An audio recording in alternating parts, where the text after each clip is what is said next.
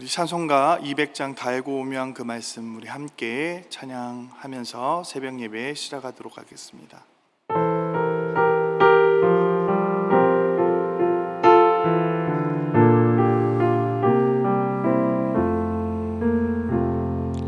달고 묘한 그 말씀 생명의 말씀은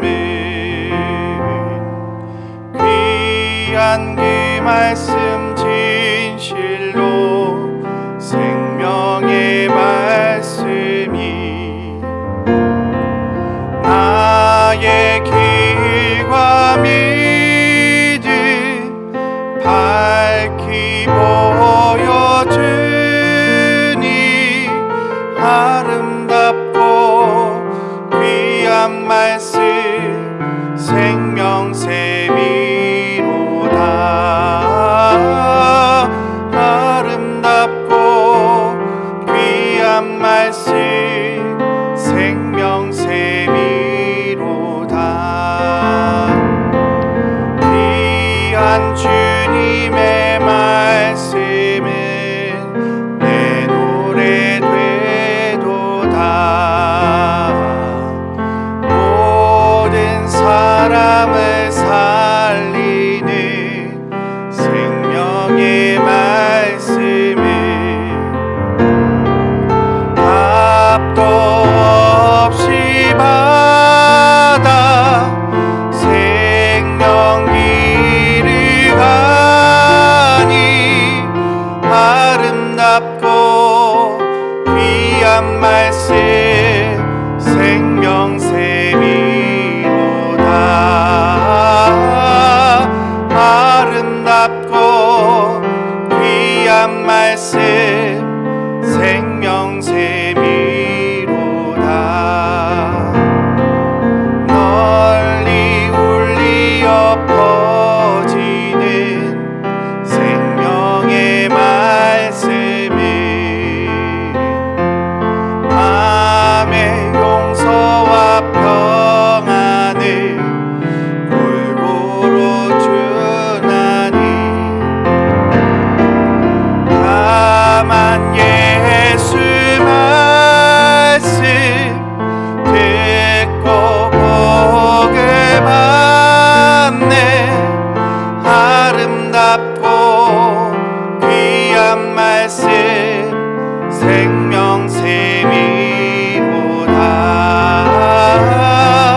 아름답고 귀한 말씀 생명샘이로다.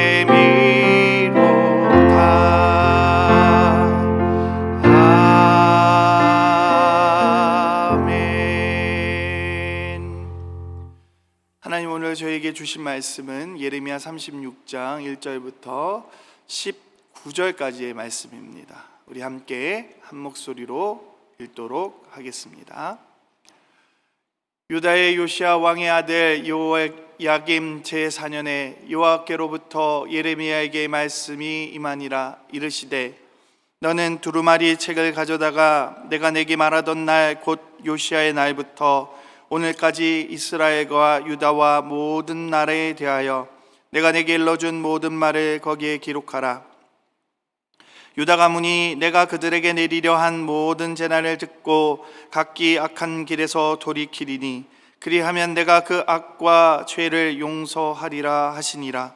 이에 예레미야가 네리야의 아들 바룩을 부르매 바룩이 예레미야가 불러주는 대로 여호와께서 그에게 이르신 모든 말씀을 두루마리 책에 기록하니라. 예레미야가 바룩에게 명령하여 이르되 나는 붙잡혔으므로 여호와의 집에 들어갈 수 없으니 너는 들어가서 내가 말한 대로 두루마리에 기록한 여호와의 말씀을 금식일에 여호와의 성전에 있는 백성의 귀에 낭독하고 유다 모든 성읍에서 온 자들의 귀에도 낭독하라. 그들이 여호와 앞에 기도를 드리며 각기 악한 길을 떠나리라. 여호와께서 이 백성에 대하여 선포하신 노여움과 분이 크니라. 네리야의 아들 바룩이 선지자 예레미야가 자기에게 명령한 대로 하여 여호와의 성전에서 책에 있는 여호와의 모든 말씀을 낭독하니라. 유다의 요시야 왕의 아들 요아김의 제5년 9월에 예루살렘 모든 백성과 유다 성읍들에서 예루살렘에 이른 모든 백성이 여호와 앞에서 금식을 선포한지라. 바룩이 여호와의 성전 윗들 곧 여호와의 성전에 있는 새 문 어기 곁에 있는 사반의 아들 서기관 금마랴의 방에서 그 책에 기록된 예레미야의 말을 모든 백성에게 낭독하니라. 사반의 손자여 금마랴의 아들인 미가야가 그 책에 기록된 여호와의 말씀을 다 듣고 왕궁에 내려가서 서기관의 방에 들어가니 모든 고관 곧 서기관 엘리사마와 스마야의 아들 들라야와 악볼의 아들 엘라단과 사반의 아들 금마랴와 하나냐의 아들 시드기야와 모든 고관이 거기 앉아 있는지라. 미가야가 바룩이 백성의 귀한 책을 낭독할 때 들은 모든 말을 그들에게 전하매 이 모든 고관이 구시의 증손 셀레야의 손자 느다냐의 아들 여후디를 바룩에게 보내 이르되 너는 백성에게 낭독한 두루마리를 손에 가지고 오라. 네리야의 아들 바룩이 두루마리를 손에 가지고 그들에게로 오니 그들이 바룩에게 이르되 앉아서 이를 우리의 귀에 낭독하라. 바룩이 그들의 귀에 낭독하며 그들이 그 모든 말씀을 듣고 놀라 서로 보며 바룩에게 이르되 우리가 이 모든 말을 왕에게 아뢰리라. 그들이 또 바룩에게 물어 이르되 너는 그가 불러주는 이 모든 말을 어떻게 기록하였느냐 청하오니 우리에게 알리라. 바룩이 대답하되 그가 그의 입으로 이 모든 말을 내게 불러주기로 내가 목으로 책에 기록하였노라. 이에 고관들이 바룩에게 이르되 너는 가서 예레미야와 함께 숨고 너희가 있는 곳에 사람에게 알리지 말라 하니라. 아멘. 35장에 이어 시대는 요시야 왕의 아들인 여호야김의 시대입니다. 지난 이틀 동안 우리는 35장 레갑 족속의 이야기를 통해서 하나님의 말씀에 순종하는 그러한 공동체의 모습을 함께 보았습니다. 이는 유대인들과 대조를 이루고 있는 말씀이죠. 레갑 족속은 하나님의 말씀을 잘 순종하고 있는 반면에 유대인들은 그러지 못하고 있다라는 것이죠. 본문의 처음을 여호야김 제4년이라고 굳이 이렇게 기록을 하고 있습니다. 여호야김 이라는 단어만 이야기해도 될 텐데 요시야 왕의 아들이라는 그러한 표현을 함께 하고 있죠. 이것 역시 두 사람을 대조적으로 보여주기 위함입니다. 레갑 족속과 유다의 민족은 서로 비교될 수 있는 그런 집단이었죠. 또한 요시야 왕과 그 아들 여호야김은 대조적인 인물인 것입니다. 하나님의 말씀에 순종하는 인물과 순종하지 않는. 레갑 족속은 하나님의 말씀을 너무나 잘 지켜온 공동체인 반면에 유대 민족들은 하나님의 말씀을 따르지 않았죠. 그러면 여호야김과 요시야 왕의 차이는 어디에 있겠습니까?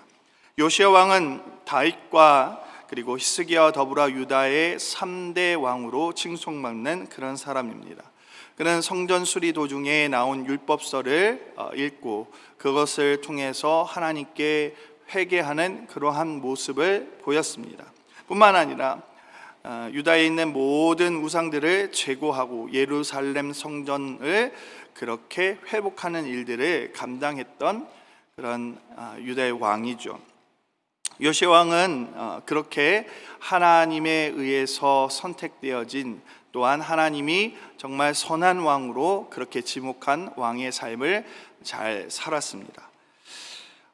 가장 눈에 띄는 업적이라고 하면 앞서 이야기했던 율법을 읽는 도중에 회개한 그러한 사건이라고 볼 수 있습니다. 역대하 34장을 보면 그는 하나님의 말씀을 듣고 예언자 홀다를 찾아가 그에게 하나님의 말씀을 구하는 그러한 장면이 나옵니다. 34장 27절 말씀을 보면 이렇게 말씀하고 있습니다.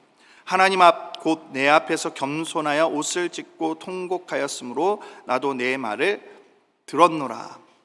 28절은 이렇게 말씀합니다. 내가 내게 너의 조상으로 돌아가서 평안히 묘시로 들어가게 하리니 내가 이곳과 그 주민에게 내리는 모든 재앙을 내가 눈으로 보지 못하리라. 그가 하나님의 말씀을 소중히 여기고 그 말씀의 언약에 따르는 삶을 살아갔음을 성경은 전하고 있습니다. 한마디로 그 삶은 하나님의 말씀에 순종하는 삶이었습니다. 하나님의 말씀을 두려워할 줄 아는 그러한 사람이었다는 것이죠. 반대로 그의 아들 여호야김은 하나님의 말씀을 두려워하지 않은 사람입니다. 내일 본문 이야기 나오겠지만 그는 하나님의 말씀을 불태워 버립니다. 너무나 대조적인 이 두 사람의 차이를 만든 것은 하나님의 말씀을 소중히 여겼느냐 아니냐의 차이입니다. 한 민족의 생존권이 바로 하나님의 말씀에 달려 있음을 우리는 오늘 본문을 통해서 살펴보게 됩니다. 사실 요시야 왕이 들어야 할 말은 이것입니다. 재앙을 내리겠다는 것이었습니다. 어떻게 알 수 있습니까? 역대하 34장 24절을 이하를 보면 유다 주민들에게 재앙을 내리겠다라고 사실은 하나님께서 말씀하셨습니다. 심지어 25절에서는 이 노여움이 꺼지지 않을 것이라 라고 그렇게 말씀하고 있습니다. 그러나 앞서 이야기했던 것처럼 그가 하나님의 그 말씀을 듣고 통곡하여 회개하였을 때 하나님께서는 그 재앙을 비켜가게 하신 것입니다. 이것이 은혜지요. 오늘 말씀 3절을 한번 바라보시기 바랍니다. 유다 가문이 내가 그들에게 내리려 한 모든 재난을 듣고 각기 악한 길에서 돌이키리니 그리하면 내가 그 악과 죄를 용서하리라 하시니라. 하나님이 이렇게 말씀을 주신 이유는 바로 그것이죠. 악에서 돌이키게 하기 위해서입니다. 그리고 그들에게 재앙을 내리기 위함이 아니라 이렇게 하나님께서 말씀을 주었을 때 그들이 돌이키면 그 재앙을 비켜가게 하기 위해서 하나님께서 지금까지 계속해서 선지자들을 통해서 이스라엘 백성들에게, 유다의 백성들에게 말씀하고 있습니다. 너에게 재앙이 임할 것이라고 말하는 이유가 바로 여기에 있는 것이죠. 오늘 여호야김의 때에 하나님께서 예레미야를 통해 말씀을 주신 것 또한 동일한 이유입니다. 그들에게 말씀을 주신 것은 그들을 멸망시키기 위해 혹은 그들에게 재앙을 내리기 위한 것이 아니라 그들이 회개함으로 돌이키게 하기 위한 것이었습니다.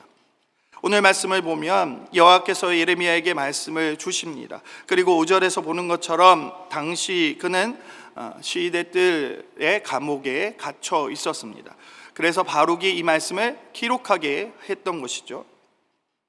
사실 이 말씀들은 이미 예레미야에게 주어졌던, 이미 예레미야의 입을 통해서 선포되었던 그러한 말씀입니다. 당시에는 구전 문화 시대여서 입에서 입으로 전해지는 그러한 기록이 별로 필요 없는 그러한 시대였습니다. 그럼에도 불구하고 하나님은 하나님 당신의 말씀을 기록하기를 원하셨던 것입니다. 그래서 다음 세대에게도 그 하나님의 말씀을 전해주기를 원하셨던 것이죠. 입에서 입으로 전해져서 사장되는 것이 아니라 말씀으로 기록되어 글로 기록되어 다음 세대 그리고 그 다음 세대에게 전해지기를 원하셨던 것이 바로 오늘 이 예레미야의 말씀입니다. 성경에 기록된 말씀들은 사실은 다 그런 것이죠. 선지자들을 통해서 입으로 선포하신 것에서 그치는 것이 아니라 그것을 글로 기록한 다음 세대에게 전해지기를 원하는 것이 바로 하나님의 말씀, 성경으로 기록되어 있는 것입니다. 왜 그런가요? 하나님이 선지자들에게 선포한 모든 말씀을 다 기록하지는 않았습니다. 하지만 어떤 부분들은 하나님께서 글로 기록하여 다음 세대에 전해지게 하기를 원하셨던 것이죠. 왜 그렇습니까? 오늘 말씀을 받아들이게 되는 여호야김은 하나님의 말씀을 직접 전해 들었음에도 불구하고 그는 그 말씀에 순종하지 않습니다. 반대로 후대 사람들 중에는 그때 주신 하나님의 말씀을 가지고 그 하나님의 말씀을 나의 말씀으로 받아들여 삶의 변화를 일으키는 사람들이 있는 것이죠.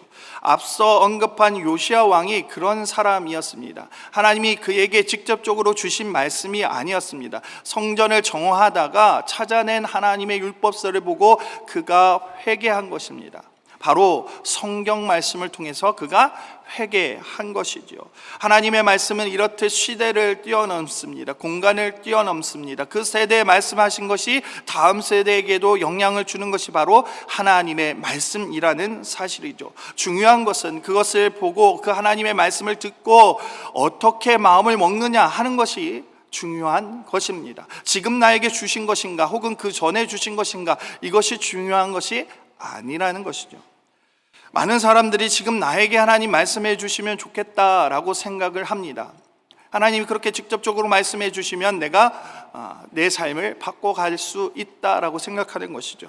하지만 그런 것이 중요한 것이 아닙니다. 하나님의 말씀은 이미 성경 가운데 기록되어 있습니다. 이미 우리에게 주어진 것이죠. 그것을 어떻게 받아들이냐 하는 것이 다른 것입니다. 여호야김처럼 그렇게 받아들일 것인가, 아니면 요시야 왕처럼 받아들일 것인가, 우리에겐 그 두 가지 선택만이 있을 뿐입니다.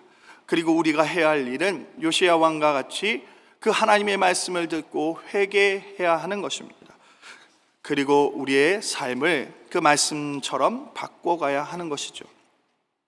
성경의 말씀을 받은 자가 기록할 수도 있지만 오늘 말씀과 같이 또 대신해서 기록할 수도 있습니다.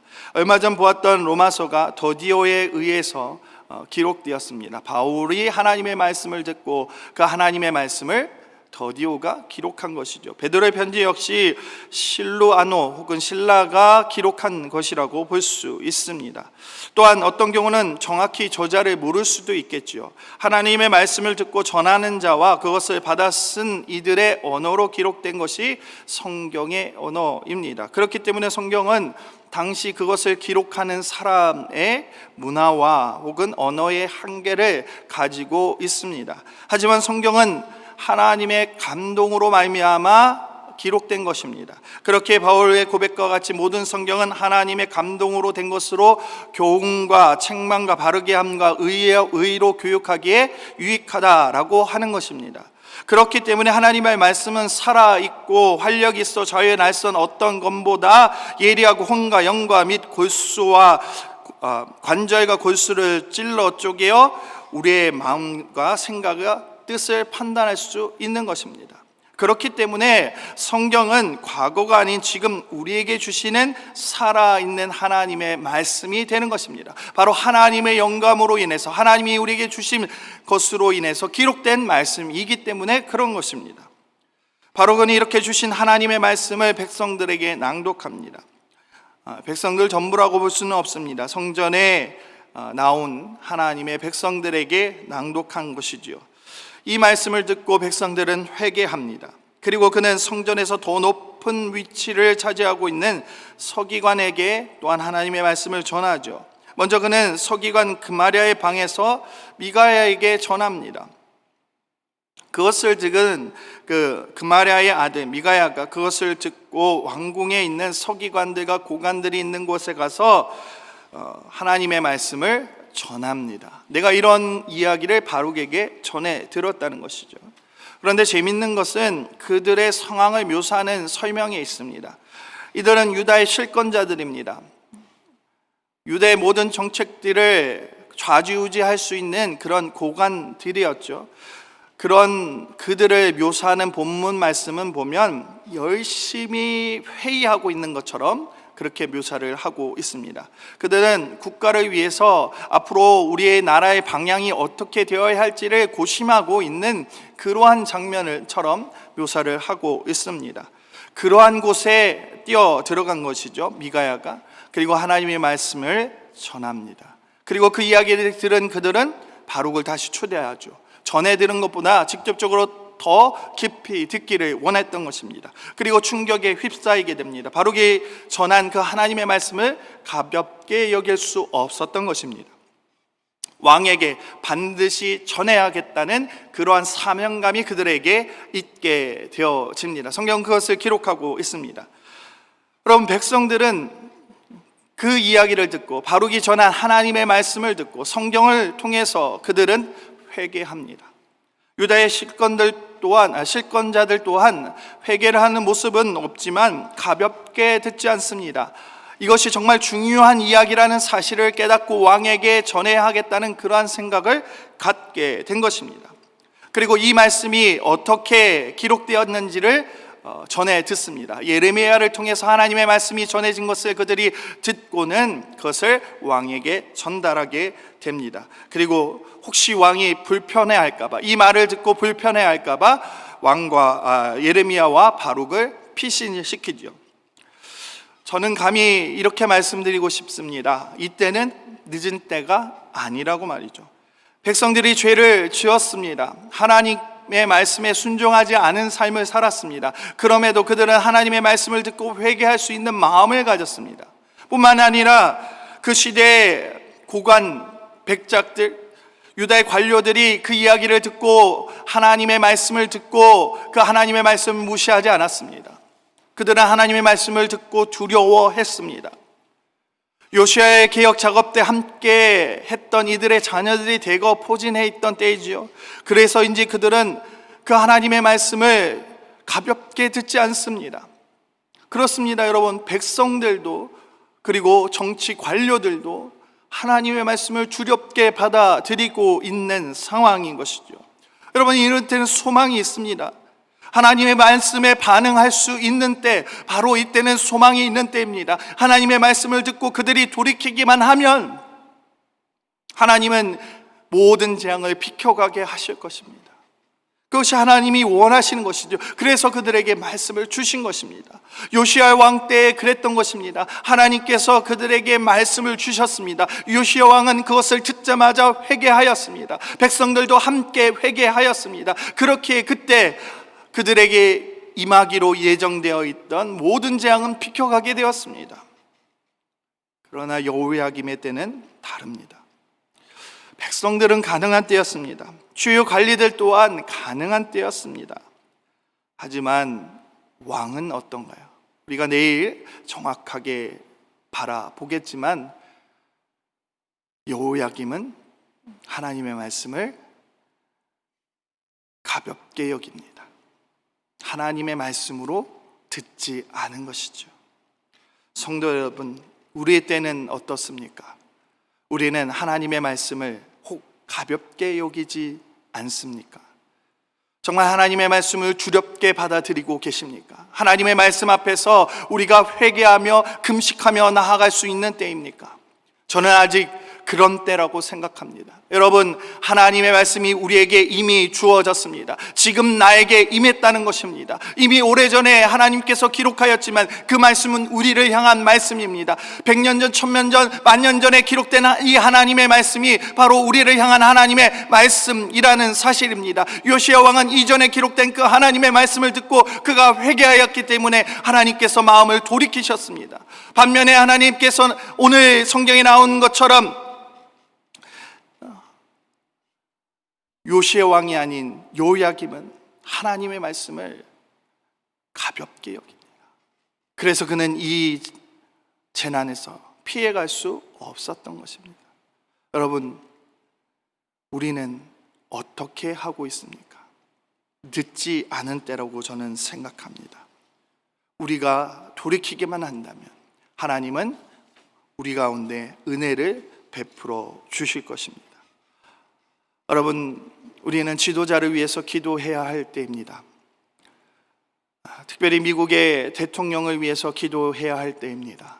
앞으로 조금 있으면 이제 대선이 치러지게 됩니다. 여러분, 이때 정말 하나님의 말씀을 두려워할 수 있는 민족의 지도자가 당선되기를 위해서 여러분 기도하셔야 됩니다. 누가 되었든 하나님의 말씀에 반응할 수 있는 사람이 되어야 하는 것입니다. 우리를 향하는 그 하나님의 말씀을 듣고 돌이킬 수 있는 사람이 되어야 하는 것입니다. 여러분, 한국을 위해서도 여러분 기도해 주셔야 합니다. 지도자를 위해서, 그리고 정치인들을 위해서 여러분 기도해 주셔야 합니다. 그들이 하나님의 말씀을 두려워할 줄 알고 그 하나님의 말씀에 반응할 수 있는 사람들이 되어지기를 위해서 여러분 함께 기도해야 할 때일 줄 믿습니다. 여러분, 지금은 늦지 않은 때입니다. 하나님의 말씀 가운데 우리가 온전히 회개만 한다면 하나님은 모든 것을 돌이키실 것이고 하나님께서는 이 재난 가운데 우리를 지키실 것입니다. 바라기는 하나님의 말씀에 온전히 반응할 수 있는 저와 여러분이 되어지기를 간절히 축원합니다. 우리 함께 기도드리겠습니다. 하나님, 하나님의 말씀을 듣습니다. 하나님, 이 말씀에 우리가 반응하기를 원합니다. 두려워할 수 있고 그 하나님의 말씀에 엎드릴 수 있고 그 하나님의 말씀에 회개할 수 있고 그 하나님의 말씀에 우리가 우리의 삶을 돌이킬 수 있기를 간절히 소망합니다. 하나님, 온전히 주님을 바라볼 수 있는 마음을 허락하시고 성경을 통해서, 말씀을 통해서 우리의 삶을 계속해서 바꾸어갈 수 있도록 주님 도와주시옵소서. 특별히 만나의 모든 성도들 위해 주님 함께 하시고 말씀을 읽는 가운데 있습니다.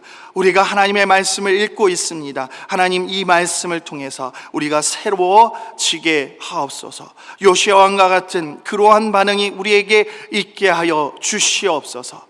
온전히 주님의 말씀을 바라봅니다. 하나님, 아픔 중에 있는, 고통 중에 있는 만나의 성도들 주님 기억하시고 하나님, 스스로 회복 중에 있는 우리의 성도들 주님께서 함께하여 주시옵소서. 그리고 하나님 아버지, 금요일부터 있을 전교인 수련회 위해 주님 함께하여 주시고 하나님, 전교인 수련회를 통해서 선포되어지는 그 말씀을 통해서 우리가 온전히 하나님 앞에 엎드려지게 하옵소서. 감사합니다. 예수 그리스도의 이름으로 기도드립니다. 아멘.